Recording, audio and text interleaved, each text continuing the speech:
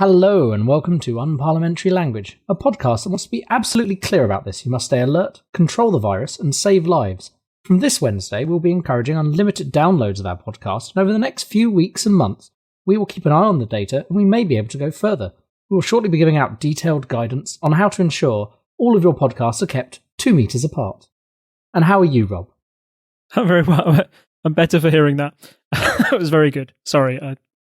When you write the joke, I can't help myself but laughing at the one at the start. I never laugh at my own joke. And how are you? Yeah, I'm all right. Obviously getting on with work and life in lockdown, as I think everyone is. Baked a cake, I think that's what a lot of people are doing. We haven't got Bake Off to look forward to, so let's have our own Bake Off at home. I made a chocolate orange drizzle cake yesterday, which was lovely. And still is lovely. Got several slices left. That's so lovely. Just, you'll have to post me over some. I don't know how it works anymore. I've just stayed inside this house for the last 2 months. So food comes in through the door somehow. So I assume that'll work. Yeah. I'm sure there is a way to magically deliver cake to people. I suppose without further ado, let's dive into the big story, which is... it's still coronavirus. This used to be the Brexit podcast. Now it's very much the coronavirus podcast, but not, the officially branded BBC one. So talk us through the weirdness of this weekend, Rob, starting with Friday, which was, in a weird turn of events, a bank holiday that was not Easter or Christmas.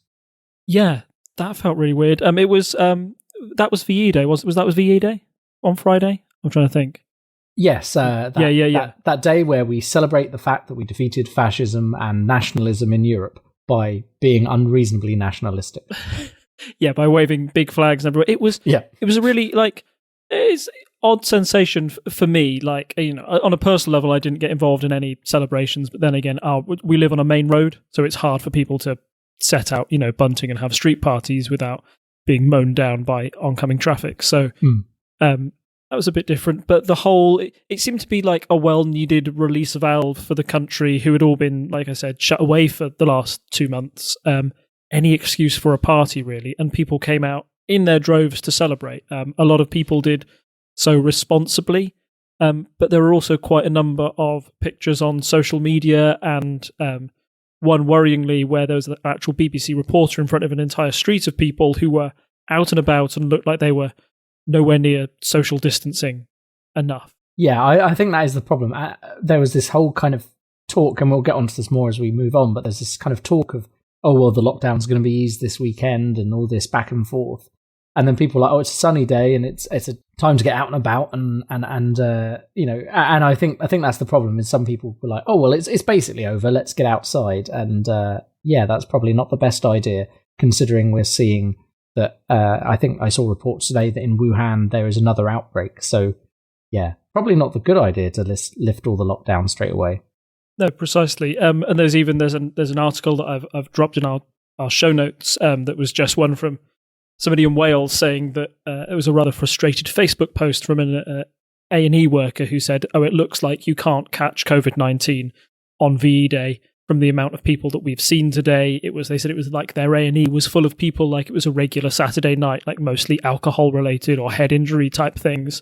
And it just seemed to be that there are a lot of people acting irresponsibly or more irresponsibly than they had been in the past 2 weeks. And that A&E worker in particular said that they expected another local peak there in another 10 to 12 days. And that's the other cruel thing about this virus is you don't know the impact of something until about a week, 2 weeks down the line to see if it's actually working. So I guess we'll have to wait and see if the VE celebrations have had any impact on the overall numbers.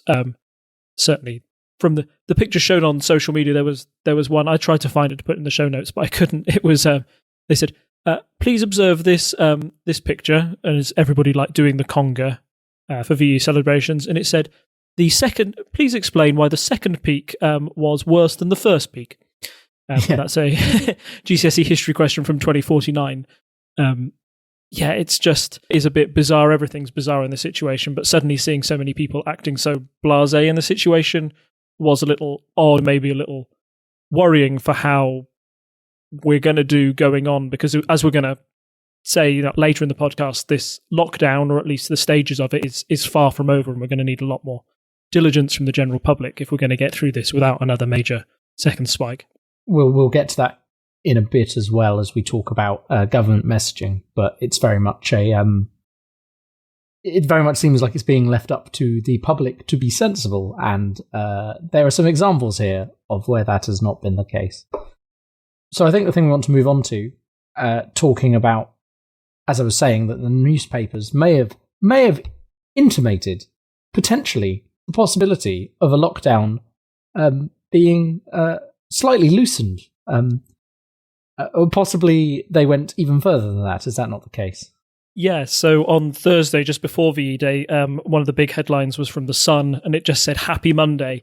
And it basically said that, lockdown restrictions are set to be released on Monday. We'll be a lot freer. This is great. We've done our bit, only for another Murdoch paper on Friday to put out a message which was PM to keep Britain in lockdown until June, which is obviously a very different message. That's an entire month. It appeared to be that there had been some leak within the government, or some of their communication strategy had got muddled, because it won't be a surprise to anyone that the government will have its way of getting its stories into the papers, and The Sun is unlikely to have published that story without thinking it would be true. I know this is The Sun we're talking about, and people who have read The Sun and their corrections and clarifications page may have something to say about that. But yeah, that feeling, particularly on Thursday, maybe it was before VE Day, and people who'd read that thought, oh, fantastic, it's loosening up on Monday anyway, why don't we go and have a big booze up? But yeah, they appeared to jump the gun when, in fact, Boris's speech, which we're going to move on to on Sunday, appeared far more sobering, if in some respects lacking any major clarification, which I think is the big thing we want to talk about today. Yeah, definitely. I mean, so maybe we should have a look at the slogans before and after his speech before we analyse things a bit more in depth. Mm-hmm. So our original slogan, very clear and concise, I'd like to think, was stay at home, protect the NHS, and save lives. And I think that's some very good messaging, some good government copywriters there making a very strong message that basically stay at home, do your best not to go outside, etc., as we've all been doing for these last, it must be at least a month and a bit now. It's hard to think that we went into our hovels in March and we're still here in May. April has disappeared in a poof of isolation. So that has now been changed to stay alert and control the virus. So change to stay alert and control the virus, which I don't know about you, but how am I supposed to stay alert? Am I supposed to stop sleeping? Should I be entirely full of coffee all the time? And how am I going to be alert to this invisible thing that is affecting us? Because, I can't see it. You can't see it. Do we all have to go around with electron scanning microscopes? And control the virus? What with? A large net? I don't think it's a very clear slogan, and I think they have been rightfully taken the mick out of for the last day or so about this. But maybe you want to make some more points. Yeah, I mean, it's a real failure in government communication at a time when we need communication to be at its very clearest.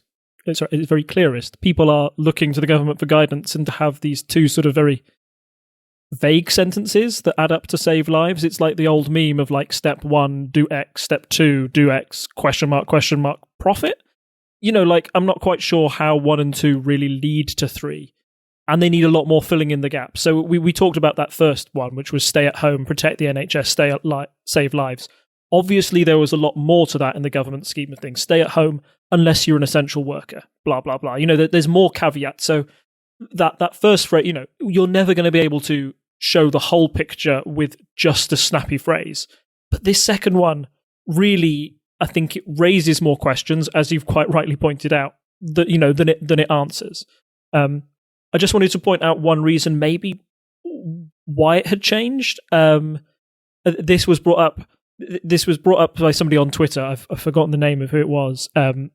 But they pointed to this article on May the 1st, which is this statistician from Cambridge University said that the original slogan, stay at home, protect the NHS, save lives, was too effective. In particular, that first bit, stay at home, where he said that it's made people too anxious to get out of doors and back to living normal life. You essentially want people to get out and start living again to some degree if we're going to, ease other concerns, that we have about how the economy is going, etc., etc. It's a bit of I find that response a little bit hard to take. It's like the person in the job interview who say, when you ask what's their greatest weakness, they reply, I'm too much of a perfectionist. What's the problem with the original slogan? It was too effective. I think we've been too clear with our messaging, and we do need to make it a bit more fuzzy around the edges. And moving on to the, to the new one, the stay alert, control the virus. Boris Johnson did try to clarify on Twitter yesterday what stay alert meant. And it sort of includes 5 things, which is stay at home as much as possible, work from home if you can, limit contact with other people, keep your distance if you go out, and wash your hands regularly. Which I might turn around and say, how is that different to what I'm doing now? What everybody's doing now? So I think that, even having a look at his Twitter profile now, it says Boris Johnson #stay alert. So the government is clearly trying to get all everybody in on this. Yeah, they're trying to get everybody on message. And we'll come to Boris's speech later, but I believe he repeats that 3-word slogan like 2 or 3 times throughout. He is really trying to rally at home, but it's one that has caused widespread consternation. Some people have pointed about the subtle nudge in other changes that they've made to the slogan. So the original one was in red and yellow, and this one is in green and yellow. Red traditionally, psychologically means stop. Green means go. So does that mean, we're lifting the lockdown a little bit? I've even heard others say that this stay alert, control the virus part is a way of shifting responsibility from the government having responsibility for how the virus is controlled onto the public, to kind of say, so the government can kind of turn around at one point and say, hey, it's not our fault that infections have risen. You all needed to be a bit more sensible. We told you everything. That might be a little bit cynical, but it is, it might be a response to the way that the government has taken an awful lot of flack about the way it has handled COVID-19 at the moment. In the past 2 weeks since we've aired a podcast, we've had, the UK overtaking Italy briefly, didn't it, in the number of COVID-19 related deaths in the country. And we've also had various government, we've had testing figures that have been disputed. We'll go on a bit more about that later. But, the 100 tests a day is something that the government hasn't been able to keep up consistently. So maybe they are looking to look for other people to take responsibility for controlling the virus other than them. Yeah. It has been suggested by several other podcasts I've been listening to that possibly the original messaging, as you say, was too strong, in that people are possibly too. Don't get me wrong here. That you should be reasonably worried about the virus, and we should continue to do so, and we should continue to maintain social distancing. But it's definitely the case that, anecdotally, based on my own experience, that I spent basically 2 weeks at home without going outside because I was told I should stay indoors. And then when you go out again and you're like, oh, well, we're queuing for the shops. And yes, it's a bit weird, but you're like, oh, there's actually a lot of people out and about. And you in your head, you think it's 28 days later and there's no one out there. And that is not the case. There are people out and about doing their, daily exercise and things like that. So I think there is, if you're someone who is not vulnerable and has had to isolate, if you're someone who can go out, going out and doing those daily things, as was originally suggested, is a good thing to do, just to kind of keep you in that good headspace. I don't know what sets other people off, but there are definitely people who may suffer from mental health issues where, being out and about and being able to see people is good. And obviously they can't see people, like, you can't go hug someone, but if you can be 2 meters away from someone and like have a quick chat with them or something, I've heard all sorts of things about people like saying, oh, well, come along to my house and there'll be a glass of wine at the end of the street, that kind of thing. So you could like chat, but socially distant. And people are kind of adapting in these ways. And I think, I think it is possible with this messaging to kind of go, oh, well, we're not leaving our houses for the next how many years. And it's not that way. most businesses have now adapted in certain ways. Like if you've gone out to the supermarkets and stuff, you'll see they've got these big barriers up. They're encouraging people to use scan as you shop apps and things like that. And things have changed, yes, but it is possible, to go out. Like going outside will not give you the virus immediately. That's not how it works. And I think there's definitely an issue where some people have taken that messaging on board and kind of internalized it a bit too much. And I can see why that argument would be made. And Professor David Spiegelhalter is always on more or less behind the stats, explaining these things in more depth. But the upshot of that is you should completely roll back to this kind of really mixed messages. And there's some interesting stuff I think we'll get to when we talk about the speech. But like, for example, they're talking about reopening gardening centres.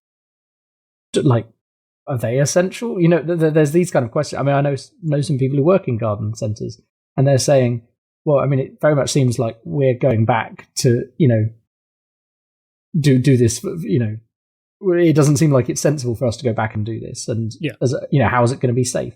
And also lots of old people go to garden centres. So there's a question there. Is the government trying to appease the older voters who are Conservative voters? Or have they just not thought through the ramifications of getting a load of vulnerable people in one place, given the current situation? So I think there's a lot of stuff that people are rightfully picking holes in. Oh, yeah, definitely. And one of the things this has highlighted is the different messaging between England, Scotland, and Wales and the impact devolution has had in a political sense. It is only England that is changing their message and going away from the stay-at-home. Both Scotland and Wales are keeping the stay-at-home mantra. And I've even picked up that, Nicola Sturgeon said, "I don't know what stay alert means," when she was talking about the new slogan, and even tweeted herself. She just tweeted the old one out, "Stay at home, protect the NHS, save lives." It's a massive way of showing how devolution has had a big impact on the way that we run our country. We probably never thought it would have had an impact when it came to, something like this. But the fact you could be living on the border, is it, do I just cross over the street and then I can exercise for an unlimited amount of time and then pop back? There was even a news story today that basically Wales was telling people not to cross the Severn Bridge into Wales to do exercise and then pop back because they didn't want that happening. Because Wales sees that as a threat. Now, one of the factors why Scotland and Wales might be taking a different tack is because their R rate is higher than England. I believe theirs is still above 1, and we probably, for those of you who don't know, R is the rate of infection, the amount that the virus spreads to other people. So I think originally COVID-19 is about it was an extraordinarily infectious disease. It usually spreads to 3.2 people. I hope I'm not. Yeah, that number the number was not. So I mean, I don't think we'll know the exact kind of original R rate for some time. People go through the numbers, but I think it ranged between about 3 and 4. So that puts it much lower than, say, measles, measles has an R rate of 15. It's really infectious. That's why we have a vaccine for it, and that's why you should get vaccinated against measles. And then other things have a lower R rate, and obviously if we get the R rate below 1, and that's the important thing here. So at an R rate of 1, every person who is infected will infect one other person. And that means slowly, that means the number of infected people won't change. It stays static. So you want it under 1, because that means every one person infects less than one person, and eventually it goes away. And you're able to solve the issue. So, whereas if it goes above 1, there's some really good charts, maybe I can throw them in the show notes, showing, if you have 1,000 people, showing you based on the different R values, how many people will be infected within a week. Because obviously, if the R value is 1.5 and everyone's infecting 1.5 people, you start to get this runaway effect. Because as everyone is infecting more people, then those people go and infect more people. And it's a runaway, it's exponential. So that's why you've seen a lot of log plots of graphs, because that's how you make an exponential easier to read. But I think that often means people have misunderstood the data that's being presented, because, an exponential graph, the log of an exponential graph is basically a straight line. So it looks, it's a straight line, it's going up, but it's not the worst. No, that's exponential. That's doubling every 2 days, which is not good. That's fine, I'll just rant about maths for a bit. No, it's good. It just had. It's terrible. You can cut this bit out maybe, but it just reminded me of that bit. Have you seen Chernobyl? You seen the series Chernobyl? Yes. When they're all saying like, "Oh, it's only so many rondims." That's. It's not great, but it's not bad. And then somebody who knows what they're talking about comes in and says, "Oh no, that's actually very bad." And then they find out the real figure, and it's like, "Oh dear, everyone is catastrophic." Yeah, precisely. I feel like everybody's dead, Dave. Yes, everybody's doing that at the moment. So relating to those R rates and how they're going, that might be why Scotland and Wales are taking a different tack to the rest of England. Or it might be a more political factor. We know that the SNP obviously doesn't get on very well with Boris Johnson's Conservative Party, and Wales, I believe the devolved administration there is controlled by a mixture of Labour and Plaid Cymru. So, yeah, politically, maybe it's not the soundest decision to follow, the Boris administration, the Boris Johnson Conservative administration's advice. Maybe particularly when, that administration is coming under fire so much for potential missteps that they've had with handling the crisis so far. So, it's just it's an interesting little proxy war that's happening, politically between the, in the slogan. That's the serious bit. The less serious bit is, of course, that it's created an awful lot of memes. So many memes. Slogan. So many. I was just going to say that as a formatter, the only thing that distresses me is that it's really hard to get the font right. There's like an official government font, and nobody is using it in their memes, or very few people are. And I just wish they would. But the ones that have come up are, pretty funny. That's what we need at this time. Quite a good summary of the various types of memes that are out there. The vast majority of them I've seen are actually on this format of the stay alert, control the virus, save lives, which, as you said, is a green and yellow backed image. Yeah, I think my favourite one is meaningless slogan, 3-word platitude, invoke heroism, which I think is quite good. Essentially, the meta. I'm always there for the meta jokes, and there's so many in there. Stop trying to make stay alert a thing. It's never going to be a thing. As if it, that's so fetch. And of course, there's always those ones which are like a GIF. That you see on Facebook, and then you click on them, and so they pause, and whatever the thing is you click on, that's you. There's one of those where it's like 12 different versions of the stay alert one I've seen going around. But there's a lot in there in that post that we'll put in the show notes. Very enjoyable. Oh, and the other one that's important is comparing the 5 levels, which we'll get to in a second from Boris's speech, to the periometer from Nando's. So it's like saying, yes, we're aiming for lemon and herb, or mango and lime. We're currently mango and lime, but we're aiming for lemon and herb, which I think is, the kind of understanding that a country that loves cheeky Nando's needs. Certainly, yeah. The 3-word slogan, for myself, I always think it's like an apocalyptic version of the haiku round from Cards Against Humanity. You've just got to pick 3 random ones and stick them together. So with all of this, that slogan was released early on Sunday, and confusion abound, and the Twitterati jumped on it, and memes were being created.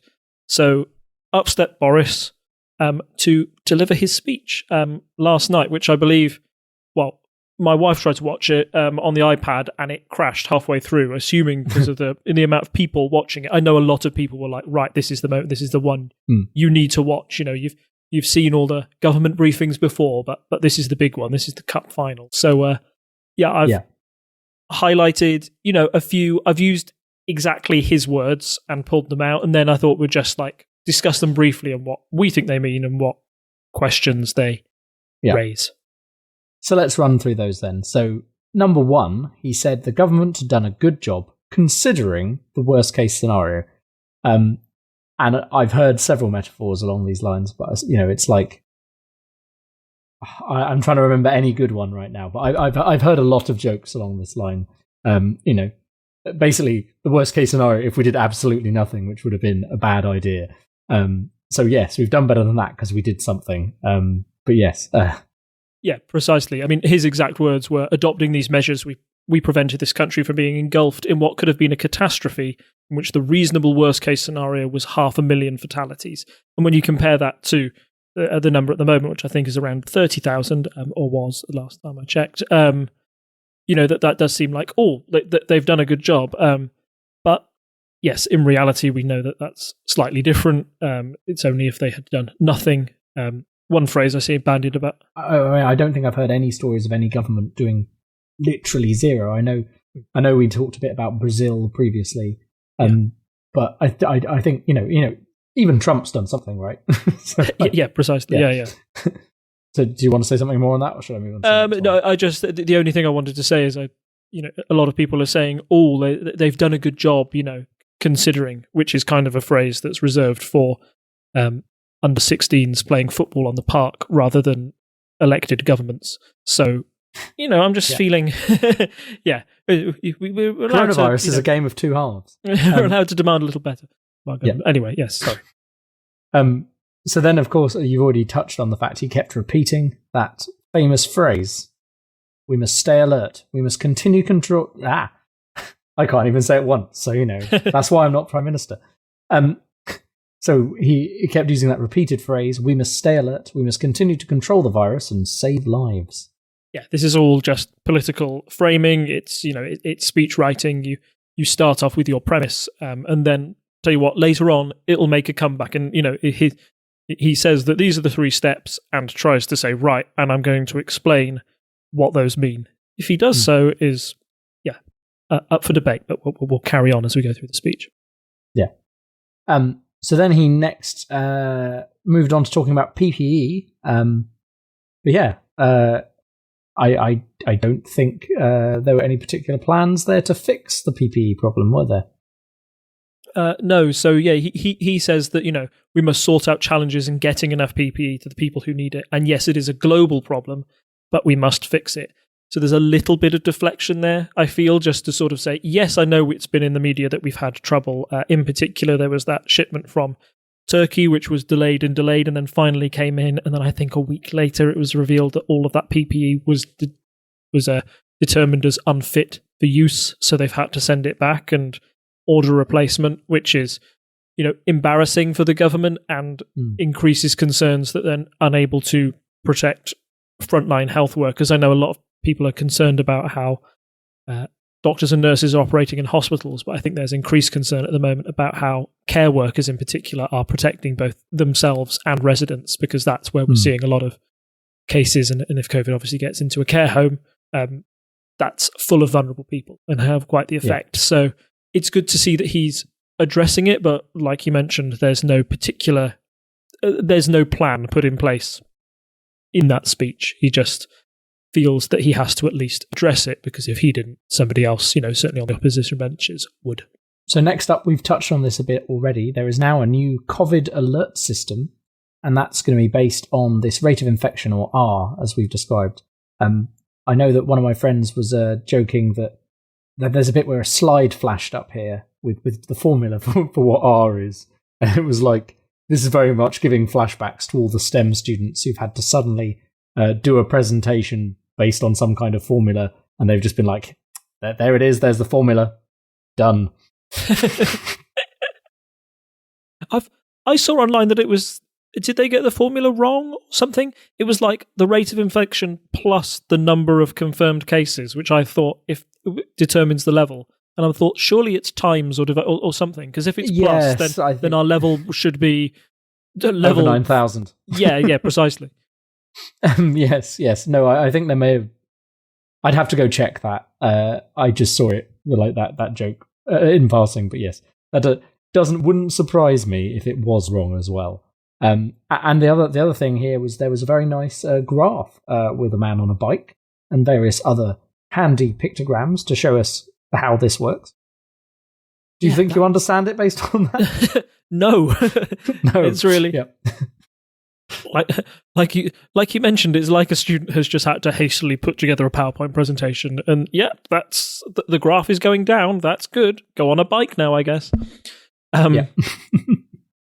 So I think at least we've been quite harsh to the government here. I think at least this part in particular, when they were describing the scale and the plan, it seems like a sensible step. You have like a terror level threat, you have a DEFCON threat. To have this one where it's like, right, we can pinpoint where we are with the virus, and what steps we have to take, and basing it on the rate of infection seems like a sensible way to manage that. I feel, like you said, if it's above 1, then the virus is spreading and we risk going into 5, which I believe that was the highest level, which is when the NHS has potential of being overwhelmed, and that's when you'd need the Nightingale hospitals, etc. There is a kind of double-edged sword here, though. So on one side, so the rate of infection takes a little while to calculate because it's based on that kind of, we have that delay on the data as we see because of how infections work. So in that initial phase where everyone was getting infected and there were no controls, R goes up and we don't really know what's happening until 5 to 10 days later. So obviously in that situation, that's bad. In some ways, this is good in the inverse as we're trying to come out of it because, we've got to saying, oh, well, R's around 1 now. That has taken, that means that's what the R was, hopefully, like at least 5 days ago. So hopefully in that meantime, there's been a bit of a drop as well. But obviously, the problem is you still have to be very careful because if it starts to rise again, you're actually 5 days behind, at least. So, and then people will say, you've acted too slowly to this. Yes. Yeah. So it is a bit of a knife edge there. But no, I mean, I do believe that following, the data and the scientific advice is the right way to do this. And I was actually happy to, I'm happy that it wasn't just like, oh, lockdown's over, or, or even something a bit more nuanced than that. Like, I feel the messaging here has not been as clear as it could have been, but the fact that they're not saying, oh, everyone's back to work tomorrow was good. So, there is, it's not all bad news. I think there is some sense being played here, but it's also kind of, it is understandably hard to message. But, I think there are things we can reasonably criticize. Speaking of things we can reasonably criticize, so government set itself a testing target of 100,000 tests a day, and then didn't do it, and then fudged the numbers a bit. So what did he say on that? Yeah, so in particular in the speech he said, if we were able to control this virus, then we must have a world-beating system for testing potential victims and for tracing their contacts. So that, all told, we are testing literally hundreds of thousands of people every day, which is probably the big warning sign. That's the thing that suddenly raised my eyebrows a little and went, that figure is widely disputed, and I don't think you can reasonably say that you're doing that because that was a target that they said they would reach 100,000 tests per day by the end of April. They managed it on the last day, including some figures for tests that hadn't come back yet or ones that had sent from people. It was from home. tests that were in the post, I believe. Yeah. Or they were being delivered to hospitals, but they hadn't necessarily been used, so that doesn't really count, does it? No. And then for the 11 days after that, I think every day since then, the government has failed to meet that 100,000 test a day target. Now, there's been other discussion about this, how meaningful is this target? Is this number just plucked out of the air? Are we right to obsess about this number and the government not hitting it? Is it just used by people to bash the government instead of actually worry about what testing is? How effective the testing is and how that can be used to help us exit lockdown. So then the next point, as we said, was the confusing message about who should and shouldn't stay at home. Yeah, so this is where Boris he was talking directly to camera to the whole thing, but a bit where everybody's ears sort of perked up. He said, now I need to stress that anyone who can't work from home, for instance, those in construction or manufacturing, should actively be encouraged to go to work. So here you have people saying, oh, okay, I wasn't allowed to work before, now I can. But is that, what work does that apply? Who in the construction industry? Am I expected to go back to work and not socially distance? Is that safe? That's the thing that's raised an awful lot of questions. To the degree that there's a cartoonist in the Telegraph called Matt, who I enjoy his cartoons quite a bit. I believe his one today was 2 people sat at home saying, right, we can meet our parents if we set up a construction company and hire them as workers. That's the only way we can meet up with our extended family. I hadn't even thought of that. Which is like these weird loopholes, and people are now... That's the thing. Everybody, to have that turned around, is that him saying that on a Sunday evening, does that lead to construction company bosses on Monday morning or Sunday evening themselves ringing up workers saying, right, everyone back to work on this project when they haven't had time to prepare sufficiently safe social distancing measures? I think that was the biggest bombshell of this entire press conference, and one of them which led people to say, what? And we need an awful lot more clarity on that point. Clarity would be good, wouldn't it? The next one, which I think one thing, I'll add one thing onto this point we've got here. So, unlimited exercise.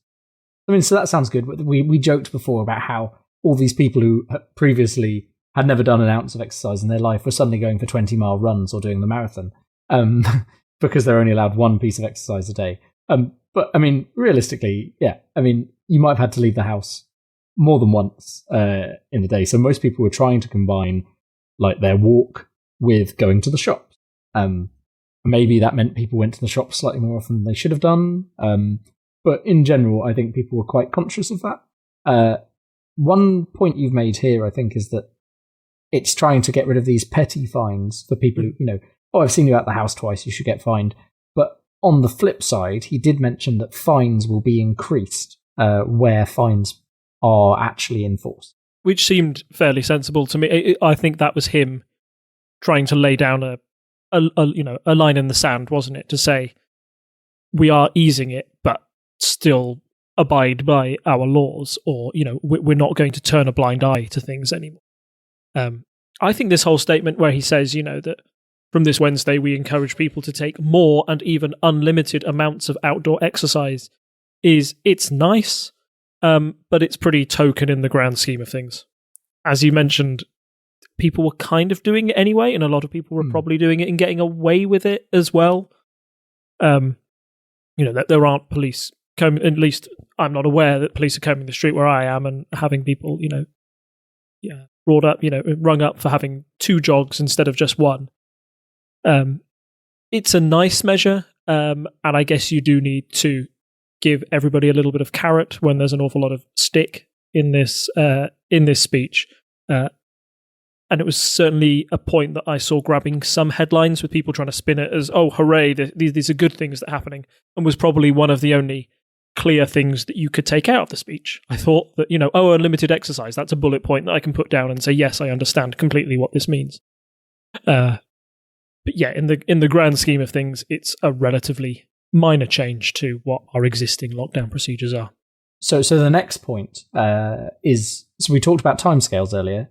The earliest release of this is going to be in June, and that's going to be in schools. You may have more to add on this, but the idea being that we will get primary school children back into schools, and also I think he said something along the lines of, those kids who have exams next year, we would like them to see their teachers before the summer holidays, but didn't give a firm date.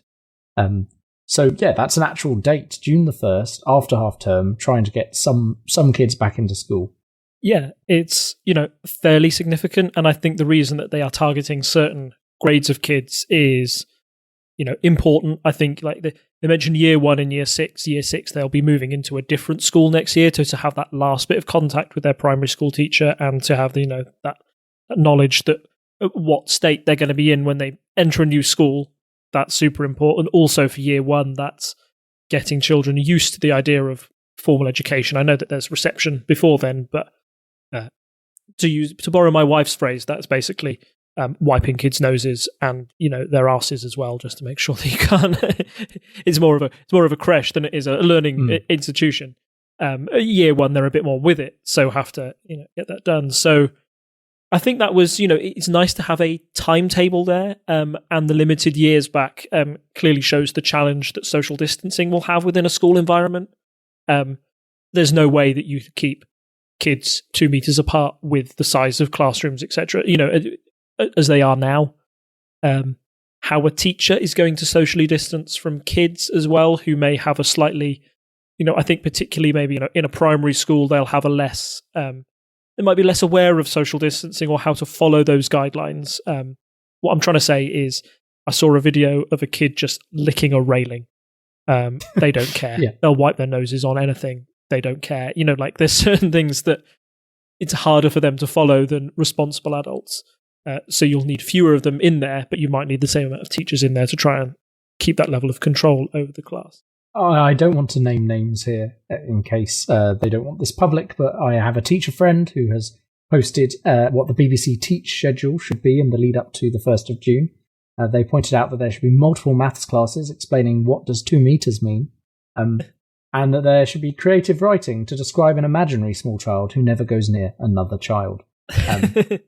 They also wrote up a mock GCSE question about how big a classroom is, how many children there are in the school, how many new classrooms will need to be built by the 1st of June to allow this to happen. Yeah. So yeah, I think they're rightfully being kind of taken to task over that. But they're, again, talking about the difficulties here, there is this kind of, it's not so much of a knife edge here, but this is more of a, lots of people have to stay home to look after their kids, or people are not able to work as well from home looking after their kids. So it was always the fact that they would want to try and get some kids back into school as soon as possible to help alleviate that. But also we know that kids, like part of the problem was kids essentially could pick it up and pass it on, we thought. So, that they could go in, get infected, come home, get everyone else at home infected. So there is that problem there. So it's hard. This is one where I don't think I'm in a good position to have a strong opinion. I'm not a teacher and I'm also not a parent. And I think, it's going to be hard, and there's no way they were going to please everyone with what they did with the schools coming back. Definitely. So next point, a new normal, which is the phrase I keep seeing. I even read a brief scientific paper. Well, let me retract that. The new normal is next on the list. I've even seen some opinion in various medical journals about this, using that phrase. I think it's one of those phrases that doesn't sound great, but like Brexit, is going to be with us for some time. So the new normal will be by July at the earliest. Yeah, so I think this is Boris setting out a very long-term plan, saying, look, we can't have things go exactly the way that they used to be, even if our R rate is very low, and I think we go into that stage 5. He pointed out that, subject to all these conditions and further scientific advice, and only if the numbers support it, we will reopen at least some of the hospitality industry and other public places, provided that they are safe and enforce social distancing. So again, that's saying, look, we might get to have sport again. You might be able to go to the pub again, but you might be able to go to restaurants, but be aware, you'll have to stay 2 meters apart. You'll have to abide by these rules and try and socially distance, and only go there, and we'll only open them again if they're safe. So essentially that is the new normal, to use that phrase, until a vaccine can be found, it appears. I think that's his way of trying to warn the public that this is, we're not out of the woods yet. And even if things seem very, even if the risk appears low and the data backs that up, we still have to be vigilant. Maybe we still have to stay alert to control the virus. So here is a point where I think it's interesting. Like, there's not enough information here necessarily to, we know eventually we're going to have to start letting people go back to work and so on. And doing so with social distancing until there's a vaccine. So that's fine. We understand that. That's what this concept of the new normal is. But I think the point that a lot of people will be asking here is, so yeah, maybe you're a restaurant that has a large veranda, a lot of outside space where people can sit socially distanced in family groups. Maybe you can't cover as many tables as usual, but maybe you could do well because there will be a lot of people who want to come back. And get out and about after this time of lockdown. But is there any talk there, any detail on whether there'll be loans or extra support? Because a lot of pubs have to ram people in to survive with their rents and everything. So I don't think there has been any guidance published yet on how they're going to support all these businesses who are going to be presumably bringing their employees out of furlough and etc. To open, but won't actually be earning the amount of money they used to. So, yeah, well, what's going to happen there would be my question. Yeah, precisely. I think it's the question that everybody's got, isn't it, really? It's just, we don't know. And I think, in all honesty, the government probably doesn't know at this stage. Yes, no, I mean, I can understand that, but I think that's the big question: is how is that going to work for all these businesses that might, if you were breaking even with a full pub, how are you going to do with a half full pub? I think there were a few interviews when furloughing started on the coronavirus podcast with various publicans about how would this work and other things. And our final point is this airline quarantine, which I believe is 14 days if you've flown into the country. Yes, I believe that's the number that's been touted about, but isn't official anywhere. And even when I was reading articles earlier, they said that their government hadn't decided definitively on a number of days.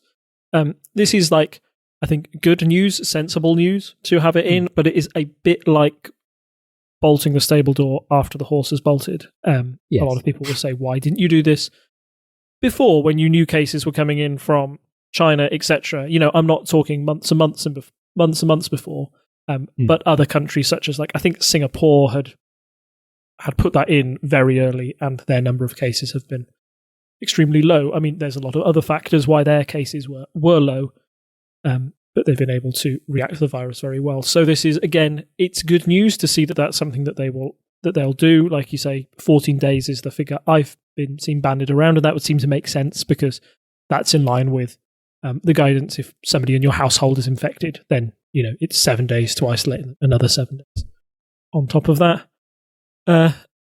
Problems I can foresee. What about the Eurostar? Yes. Yep. Good point. Or ferries. I mean, I don't know if you've been on a ferry, but they're normally quite busy. Yes, precisely. I suppose the idea is that there's less people travelling, etc. But there definitely is a special problem with airline travel because it allows you to get between two places much faster, and the air is recycled while you're on board, so the chances of catching something are much higher, even if you're not sat next to someone. But yeah, it does seem a bit weird that it's one form of travel.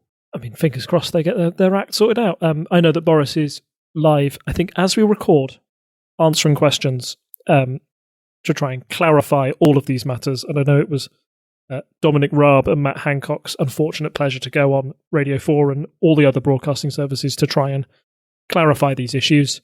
The thing that struck me is 24 hours after these points have come out, a lot of the case we're still no clearer on where we stand with a lot of them, and that's a bit worrying. I know advice trickles out, and it comes in on Wednesday, and I'm not working in an office at the moment, but I've got people who are going into work at the moment who are, because they work for an NHS IT department, and they've been forced to take their own action, so they are enforcing social distancing within an office environment. So I imagine that a lot of companies are working on that premise now, and have had plans ready to go for a while, but without strict government guidance, some people will be upset if they are called back into work and don't feel safe to do so.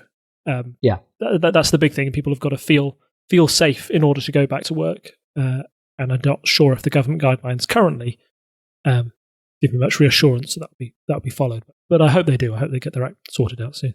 Yeah, this is not quite the new normal, but as we said, things are being slackened slightly, and it's all a bit confusing. I will be able to put a link to a summary of what's currently being said by Boris right now into the show notes, so that there is a bit more clarity on some of these points. But it does seem a bit bungled. Would be my overall summary. You can see in a lot of places where they're coming from, but they haven't necessarily explained it clearly, and we know that that's really important with these things. So, yeah.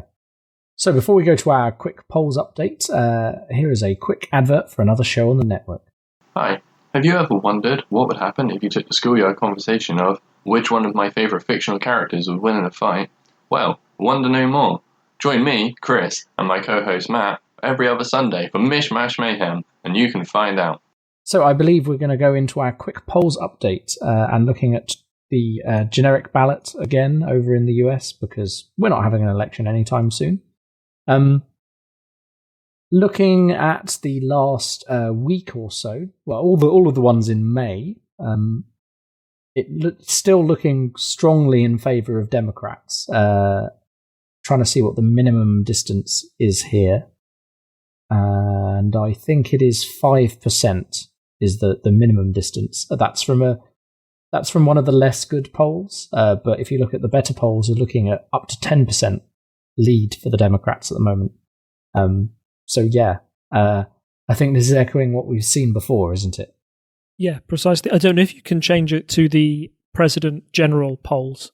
So how Biden versus Trump is doing at the moment. President General election. Yep. Yeah. Yep. So if you go to May 6th. Wow. Yeah. Wow. Sorry. Yes, I've just seen what you mean. So to be clear, on May 5th, the Ipsos Mori poll put Biden ahead by only 1 point. But then you look at the one from Emerson College, as you say, on May 6th, Biden on plus 34%. That's impressive. I mean, I'm not sure if I truly believe that, but that is coming from one of the higher ranked polling companies there. Yeah, I mean, I don't believe it. Anything that predicts a 34 a small sample size. Yeah. Yes, but still, I think maybe the striking thing here is that Biden is ahead, but it's close. And boy, did we hear that before in. I don't think this is, I don't think the Democrats should be celebrating too early here, as we've seen before. But I know that a lot of Democrats I've been speaking to have been very upset and downtrodden recently because, a lot of them were supporters of non-Biden candidates who obviously didn't make their way through. And now they're kind of picking through the fact that Biden is their candidate, and there are various concerns that he's not. He's not the best. There's these, other than the fact that he's quite old, older than Trump, I believe, which obviously, you could say, well, why are we still voting for one old white guy? And also, will he be, but this always happens when there's an older candidate, but, people look at the speeches and say, oh, are we sure that, his old age isn't getting to him, etc., which is not great. And then, of course, in addition to that, there's the accusations of sexual harassment that are ongoing, and the Democrats seem to have kind of brushed those under the rug when I think there is a reasonable point here to be made that they didn't let this slide for some Republican candidates, such as my brain's gone blank, the Supreme Court Justice. Oh, Kavanaugh? Kavanaugh. So yes, there was definitely an argument that the kind of rhetoric that was being used by the Democrats when Kavanaugh was up for the Supreme Court. You should always believe someone who comes forward with one of these accusations, and then thoroughly investigate it. And then it seems like when it's on the other foot, maybe they're not doing that, which obviously doesn't sit right with a lot of Democratic voters. It's definitely. I would point people to better sources than myself on this. There's Left, Right, and Centre, the podcast from KCRW that's really good, and they have had several good discussions back and forth on this point. I feel like Biden is, he's not far away from having one big scandal or something that makes him lose the next election, in the same way Clinton was put in that position last time round. So as you say, I think these numbers look good now, but I don't think the Democrats can sit on their laurels and hope that this means they will win. They need to put some work in. And if there is a scandal, like Trump is the kind of person where a scandal tends to brush off him, even with the current ongoing situation with the coronavirus, which we'll get to those numbers in a minute once you've put your opinions to me about this. Yeah. No, I agree with everything you've said, particularly it's when sexual harassment allegations come forward, you should treat them all the same, regardless of political, regardless of your political. That's a better TLDR than I imagine. Yes. Yeah. So, yeah, it is slightly disturbing that they might be seen to be brushing those under the rug. I think looking at it from another point of view, as in just from a purely political point of view, with the points and how much he's ahead. I know that Biden doesn't have the enthusiasm amongst Democrats, but he does seem to have a more positive feeling amongst more centrists or floating voters than Hillary did before. So that might be the one thing that pushes Biden over the line. I know that last time in the last presidential election, both Hillary and Trump were almost hated in equal measure. And that made it very difficult for people who hadn't made up their minds to pick a candidate. Maybe in this race it'll be, oh well, if more central people are edging towards Biden, that might help him if it turns out to be a particularly close race, which I think it will do. I believe those polls that say Biden is 5 to 3 points ahead rather than the one that says he's 34 points ahead. Yes. I mean, that definitely seems more reasonable. You always get some kind of outlier poll, so a rolling average is generally the best way to look at these things. So now moving on to something where we do have a good rolling average. How popular or unpopular is Donald Trump? So his disapproval rating is still above 50%, which I don't think would surprise anyone. But interestingly, there was quite a drop between the end of April and start of May. I'm not 100% sure why that would be. So his approval rating has not changed, really. It's kind of flat. But that means there's more people in the middle who are kind of unsure. And I'm not 100% sure what Trump has done in those few days to actually help his ranking in that way. Like, it seems as an outsider that he's continuing to kind of make blunders and do the wrong thing. But maybe you have an idea why about a week ago he suddenly had a bit of an improvement in his outlook? I think that it probably dipped very much thanks to the inject yourself with bleach comments. And then things tend to balance out to a normal, like there's a sharp effect from that. And then people kind of go back to their original opinions slowly, and there's a drift. And one of the things that we've said consistently about Trump is that people made up their minds about Trump quite early on.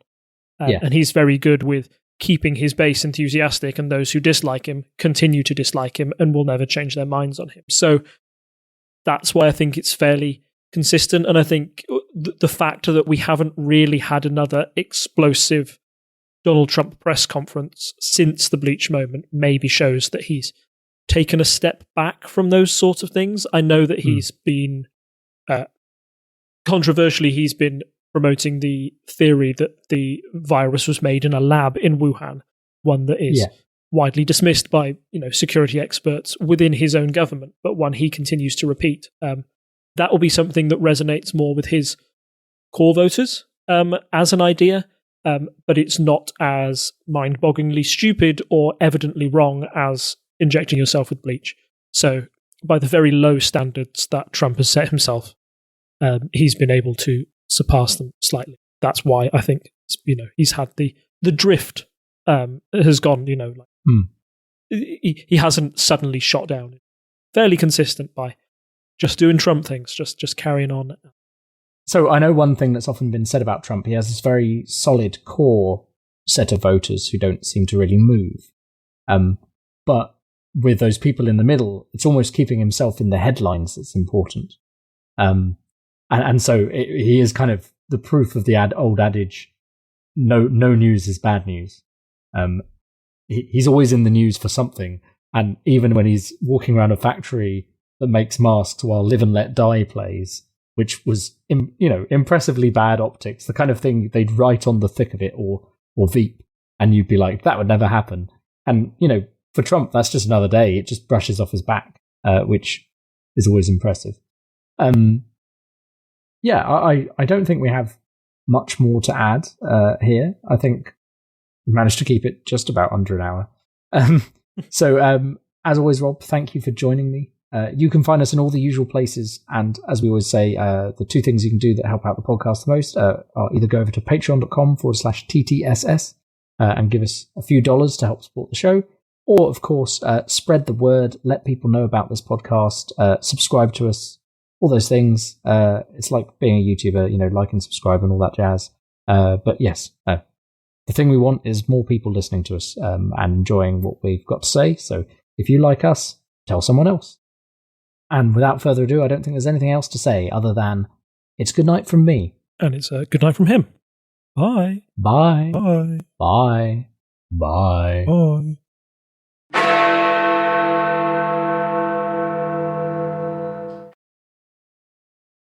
Bye-bye. You always get me with something.